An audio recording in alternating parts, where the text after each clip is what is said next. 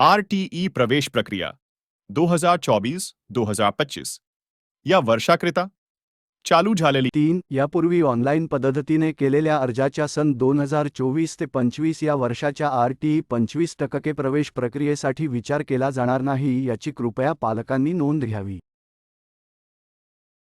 2. सन 2024 ते 25 या शैक्षणिक वर्षासाठी RTE अंतर्गत यापूर्वी ऑनलाईन अर्ज सादर केलेल्या बालकाच्या पालकांनी पुन्हा नव्याने ऑनलाईन अर्ज सादर करणे आवश्यक आहे. 1. यापूर्वी सन 2024 ते 25 या वर्षाकरिता RTE 25% प्रवेश प्रक्रियेसाठी बालकांच्या पालकांकडून ऑनलाईन अर्ज मागविण्यात आले होते. तथापि माननीय उच्च न्यायालयाच्या आदेशानुसार ही प्रक्रिया स्थगित करण्यात आलेली आहे. ऑनलाईन अर्ज करण्याची शेवटची तारीख 31 मे 2024.